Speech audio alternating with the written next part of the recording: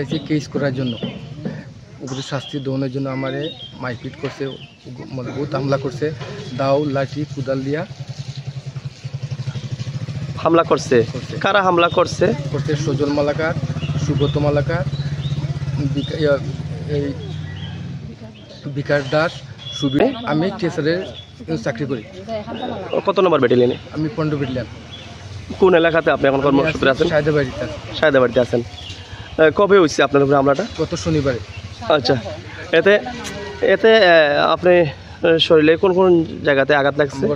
এখানে মাথা কুদাল দিয়ে কাটছে, আর এখানে আড্ডি ভাঙছে, আরও আছে অনেক জায়গাতে আছে, কিন্তু দেখাইতে পারি না, সব কথা বলতে পারি না। এখানে আড্ডি ভাঙছে, এবার এখানেও আছে, এখানে অনেক কিছু আছে। আচ্ছা, এই ঝগড়ার পেছনে মানে কোনো শত্রু পাইছেন নি? কি উদ্দেশ্যে নিয়ে আজকে হঠাৎ করে শুধু তার একটু তর্কাতর্কি করছি, একটু কার্য করছি, করে আমি বাইক গেছি, বাইক থেকে পুরান বাড়ি গেছি, রাত্রে আমার অ্যাটাক করছে রাত্রে তারা। মানে ঝগড়াটা বলতে কি, মানে কি পারপাসে?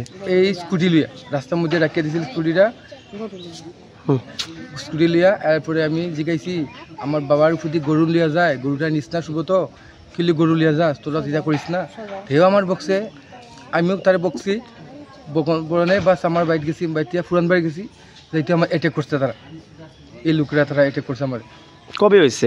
শনিবারে। শনিবারে মানে দিনে না রাত্রে? রাত্রে। আচ্ছা, তখন কি আপনি ডিউটিরত অবস্থা সেরে বাড়ি ফেরার পথে?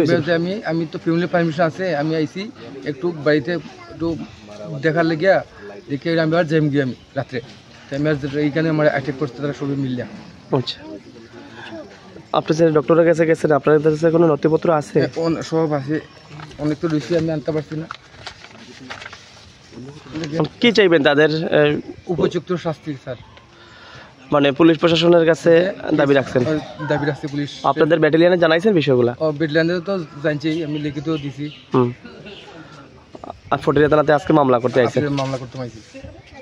ঠিক আছে।